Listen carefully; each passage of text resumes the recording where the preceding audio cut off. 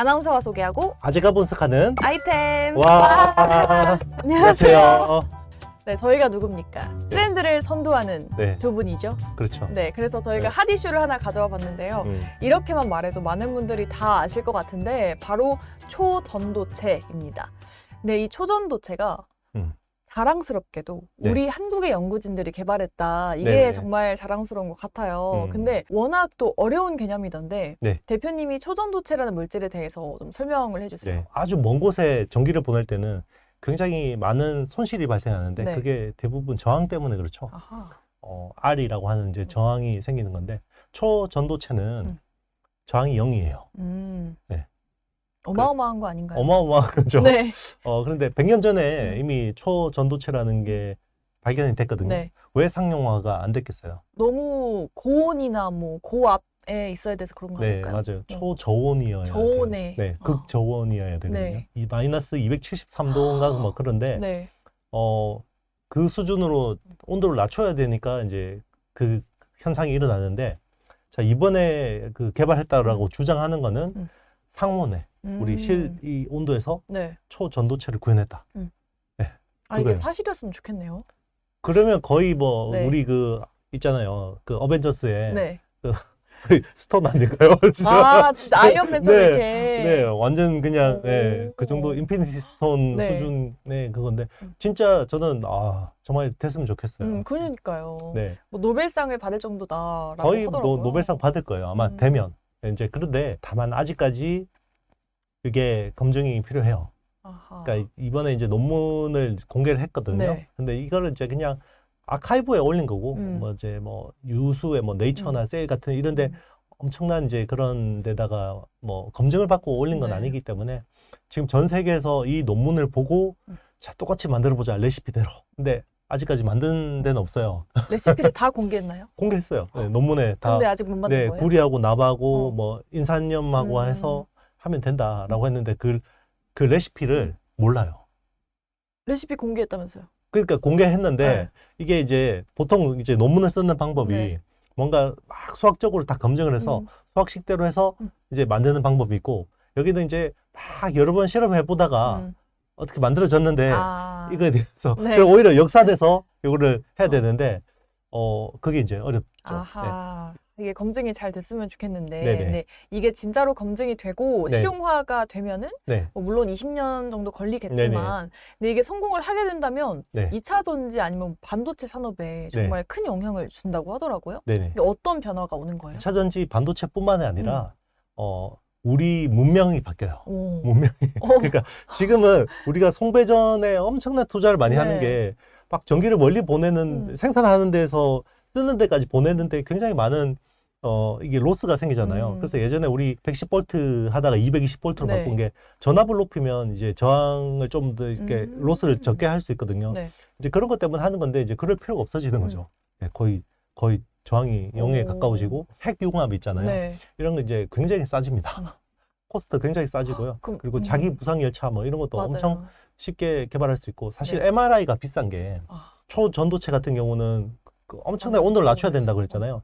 그거를 이제 전개를 자개로 바꿀 때 굉장히 많은 로스가 생기는데 그거를 이제 그 헬륨에다가 해서 확 온도를 낮춰야 돼요. 그래서 MRI 들어가면 서늘한 거거든요. 이제 그런 것도 네. 코스트가 확 떨어지겠죠. 그리고 이제 반도체 같은 경우는 이게 이제 트랜지스터라는 게 스위치 속도가 이제 그런 게 빨리빨리 스위치 껐다 켰다 이게 빨리 되면 굉장히 좋은 거거든요.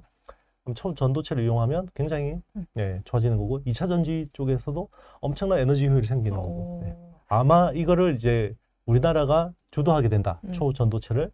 그러면 이제 전 세계가 거의 우리나라의 손을 잡기 위해서 아마 바이든부터 날라오지 않을까. 아하. 네. 네, 이렇게 되니까 네. 그러면은 기업들이 이제 가장 먼저 네. 수혜를 받기 마련이잖아요. 네네. 그래서 국내 증시에서는 이미 이걸 또 네. 발빠르게 관련주를 찾고 있더라고요. 네. 그러면서 어제는 또 무더기로 상한가를 기록했죠. 뭐 네네. 고려제강, 서원, 서남, 덕성 이런 네. 기업들이 정말 뜨거웠는데 대표님의 개인적인 시각으로는 초전도체 관련주 네. 지금 투자를 해봐도 된다고 보세요? 이제 투자 스타일이죠. 본인은 투자 스타일인데 네. 저 같으면 안 합니다. 저는 아. 이제 펀더멘탈리스트이기 네. 때문에 일단은 LK99에 대한 검증이 돼야 되고요. 그리고 이게 실제로 이제 진짜 검증된 논문으로 나온다 그러면 그때 이제 투자할 것 같은데 네. 지금은 뭐 시장에 순응하는 트레이더들도 많잖아요. 사실 네. 우리 뭐 대부분 뭐 가치 투자자들이 우리 영상을 많이 보기는 하지만 그래도 트레이더들도 많이 보시니까 이제 시장에 순응하시는 분들은 이제 거기에 맞게 잘 매매하시면 될 것 같아요. 근데 이렇게 급등했기 때문에 급락할 수 있다라는 리스크도 항상 생각하시고. 예. 맞아요. 확실히 테마주라는 거 알지만 뭔가 너무 잘 가기 때문에 좀 눈이 그럼요. 갈 수밖에 네. 없는 것 같아요. 시장에는 다양한 투자자들이 있고 맞아요. 뭐 어떤 게 옳다, 어떤 게 그르다라고 이야기를 할 수는 없습니다. 네. 네. 근데 이렇게 초전도체라는 뉴페이스가 등장하면서 시장에서는 이제 2차 전지에 좀 쏠려 있었던 수급이 다른 쪽으로 가는 거 아니냐, 좀 수급 쏠림이 완화되는 거 아니냐 하고 있는데 그러면서 이제 소외되었던 종목들이 올라오고 있거든요. 네네. 그 중에 하나가 네이버랑 카카오. 네네. 정말 반가운 반등이 나왔습니다. 네. 근데 최근에 주가 상승을 이어가는데 이거를 받쳐주는 상승 동력이 AI이지 않나 싶어요. 근데 그렇죠. 곧 네이버가 하이퍼클로버 X를 공개하잖아요. 그렇죠. 이 네이버가 이렇게 AI 생태계를 좀 확장하는 가운데서 우리 시청자분들께서 뭔가 주목해야 할 포인트가 있을까요? 일단 이제 AI라는 거는 크게 이제 분류를 하면 AI 비즈니스를 하는 업체들은 파운데이션 AI라는 모델이 있어요. 네. 일종의 그 슈퍼컴퓨터를 가지고 원유, 데이터 장사를 하는 비즈니스를 하는 거라고 보면 되고요. 글로벌 빅테크들이 하는 게 다 그겁니다. LLM이라고 하죠. 대규모 언어 모델이라고 해서 네. 챗GPT처럼 대규모 이제 슈퍼컴퓨터 엔진을 가지고 이제 이런 서비스를 하는 거고요. 이 그 파운데이션 AI 모델에다가 라이선스를 해서 API라는 걸 받아서 서비스를 개발하는 업체들이 있어요. 그걸 어플리케이션 AI라고 합니다. 네. 그런 것들도 있고, 그리고 플러그인이라고 해서 그 AI 그 서비스 안에 들어가서 뭐 앱스토어처럼 이렇게 이제 서비스를 제공해 주는 것도 있고요. API는 이제 우리 앱에다가 이 챗GPT 같은 것들을 불러서 AI 엔진이 우리는 없는데도 불구하고 있는 것처럼 쓸 수 있게 해주는, 네, 그게 API라고 보시면 되고, 플러그인은 이제 앱이 그쪽 안으로 들어가는 거고. 그러니까 이제 그런 식으로 비즈니스를 하는데, 글로벌 빅테크들의 지금 어떤 치열한 경쟁은 대부분 파운데이션 AI 모델에서 경쟁력을 갖기 위해서 지금 경쟁하고 있는 거고, 이제 수많은 이제 중소 중견 벤처 기업들은 이걸 가지고 챗GPT하고 뭐 API를 계약을 해서 대부분 서비스를 개발하고 있죠. 그래서 카카오 같은 경우는 어플리케이션 AI 모델이라고 봐야 되고요. 그리고 이제 네이버가 거의 미국 빅테크를 제외한 파운데이션 AI 모델을 하는 굉장히 특이한 회사라고 보시면 됩니다. 중국을 제외하면. 중국은 어차피 따로 노는 그들만의 리그니까. 네, 만리장성 있잖아요. 네. 방화벽이 있기 때문에. 만리장성 방화벽. 네, 그렇죠. 그러니까 이제 중국을 뺀 독재 국가를 뺀 대다수들이 이제 그 어플리케이션 AI 모델을 개발하고 싶을 거 아니에요. 네. 그러면 이제 네이버하고 파트너십을 맺겠죠. 네.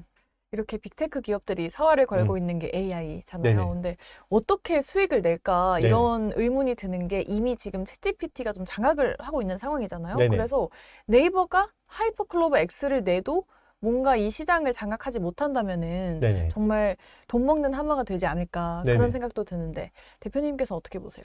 뭐 지금 챗GPT가 제일 강력하잖아요. 이게 질문을 하나 하면 이걸 답변하는데 컴퓨팅 파워가 들어가잖아요. 네. 그게 한 30센트? 뭐 몇십 센트 정도 나와요. 한 질문당. 네. 그런데 돈 받는 건 없잖아요. 네.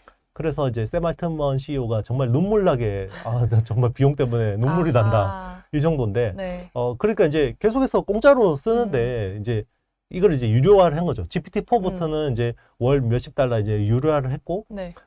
그리고 최근에 이제 마이크로소프트가 빙챗이라는, 그러니까 코파일럿, MS365 코파일럿이라는 걸 했는데, 그게 월 30달러예요. 그래서 그 월 30달러인데 꽤 반응이 좋아요. 그러니까 마이크로소프트 오피스에다가 AI를 이제 챗GPT를 이제 얹어서 쓸 수 있는 건데, 꽤 반응이 좋습니다. 그리고 그 돈을 우리 개인이 내는 게 아니라 회사가 내죠. 네. 우리 그 MS 같은 거, 이런 것들, 윈도우 같은 것도 회사가 내잖아요. 지원해 주잖아요. 네, 그렇죠. 우리가 내는 건 아니니까. 뭐 그러니까 이제 그쪽 시장은 좀 활성화될 수 있고, 꽤 그래도 확장성, 그러니까 뭔가 비즈니스 모델을 보여주는 사례를 볼 수 있어요. 그래서 하이퍼클로버 X도 이런 것들을 이제 좀 보여줘야 되죠. 하이퍼클로버도 이제 유료화가 될 수도 있겠네요. 해야 되지 않을까요? 왜냐하면 이게 엄청나게 많은 컴퓨팅 파워를 써요. 네, 그러니까 사람들이 우리는 질문하는 거 공짜니까 계속 질문하면 이거를 슈퍼컴퓨터에서 막 돌려서 네. 답을 도출해야 되기 때문에 몇십 센트에 그리고 전기도 들죠, 컴퓨팅 파워도 들죠. 네.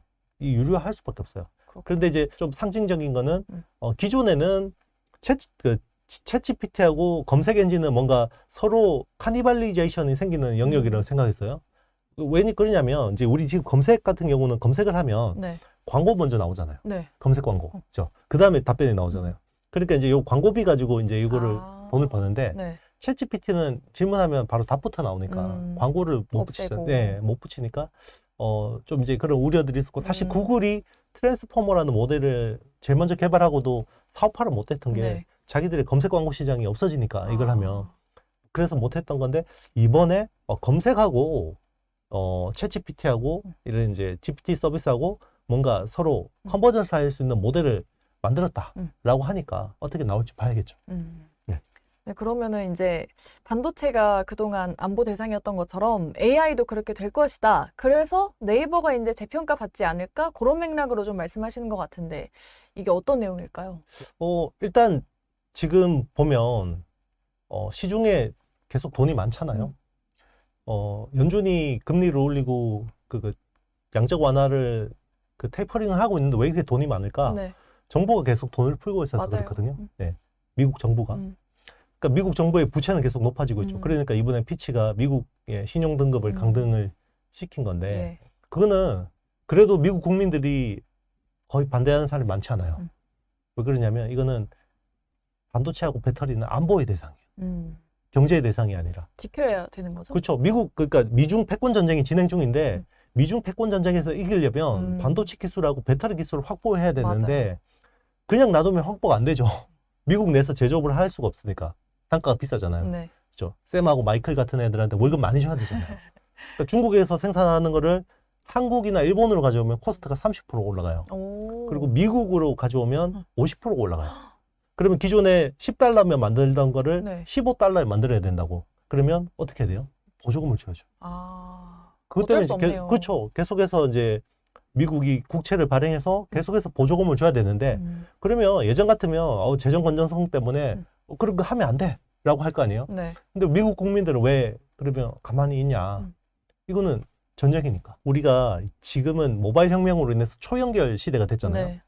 뭐 예전에는 모든 디바이스에 통신이 있진 않았죠. 근데 지금은 컴퓨터에도 통신이 기본 되죠. 심지어 이어폰도 되죠. 네. 시계도 되죠. 요즘에는 반지에도 통신 넣죠. 맞아요. 네, 다 이제 통신이에요. 초연결이 돼요.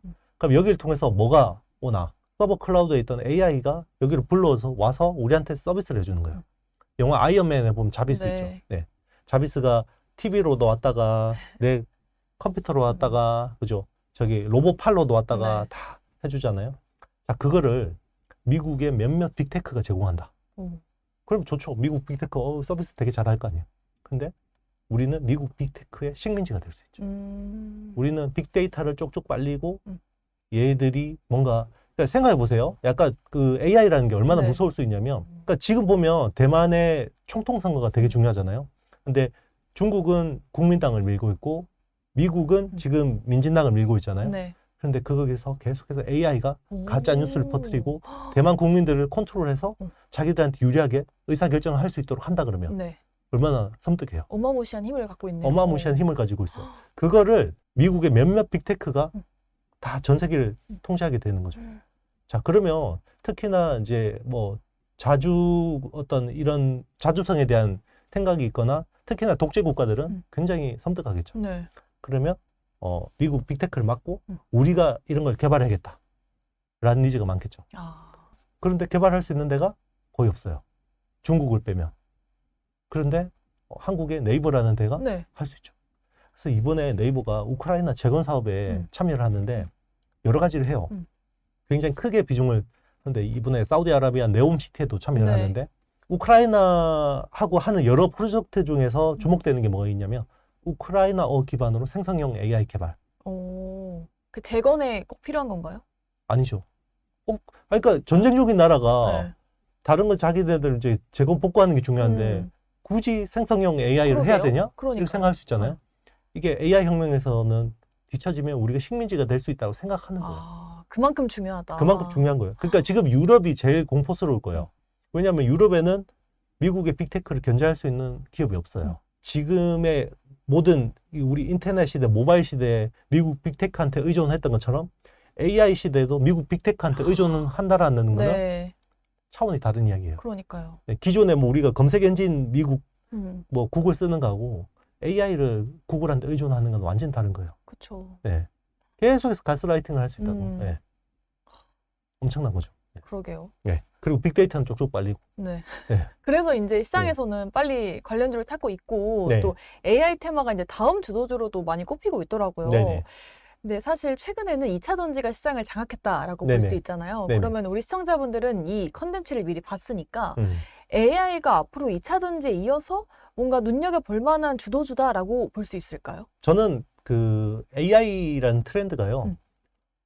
거의 모바일 혁명에 못지않은 임팩트를 줄 거라고 봐요. 네. 네. 그러니까 우리는 지금 AI 혁명 그러면 다 서버 클라우드에 있는 이거 데이터 트레이닝 하는 거 요것만 생각하잖아요. 네. 이건 시작이에요. 그러니까 나중에는 이런 엣지 컴퓨팅 있죠. 엣지 디바이스 쪽으로도 다 AI가 들어와야 되고 우리 밥솥에도 소환되고요. 냉장고에도 소환되고 TV에도 소환되고 지금 우리 뭐 집에 있는 지니아 이런 허접한 네. AI가 아니라 정말 우리 네. 아이언맨의 자비스 같은 애가 들어올 거라고요. 영화 같네요. 네. 그러면서 얘가 내 삶을 다 낱낱이 볼 거라고요. 낱낱이 보고. 그러면 보안의 기술도 중요해지겠죠. 정말 AI 섹터에 대해서 뭔가 들을수록 되게 흥미롭지만 뭔가 무섭기도 하고 재밌는 섹터인 것 같아요. 근데 AI 관련주가 사실 연초에 이런 기대감을 가지고 정말 많이 올랐었잖아요. 네네. 그리고 최근에는 약간 조정을 받고 있는데 그러면 이런 미래가 확실하게 다가올 산업이라는 걸 아니까 지금 조정받을 때 뭔가 매수를 해야 될 타이밍일까요? 다른 건 몰라도 AI 관련된 반도체 기술이나 하드웨어 기술은 결국 가는 방향이라고 생각하니까 이번 조정을 기회로 어떻게 보면 분할 매수의 기회를 삼는 것도 좋을 것 같고요. 그리고 이 AI가 안보의 대상이 된다 그러면 네이버에 대해서 재평가될 수도 있다라고 생각합니다. 네. 그럼 네이버뿐만 아니라 뭐 AI 네. 반도체 기업도 눈여겨봐야 된다 그렇죠. 말씀해 주셨습니다. 뭐 예를 들면 우리 HBM 그죠? 이제 그 HBM의 중요성이 점점 더 커질 거예요. 그렇죠? 이렇게 많은 컴퓨팅 파워가 계속 필요해지기 때문에. 네. 우리가 뭐 HBM 관련주는 많이 말씀을 드렸으니까요. 그 부분도 참고해 보시면서 대응하시면 좋을 것 같습니다. 네, 오늘 아이템 저희는 여기까지고요. 저희와 또 함께하고 싶으신 분들은 좋아요, 구독, 알림 설정, 댓글까지 많이 부탁드립니다. 여러분, 안녕. 안녕.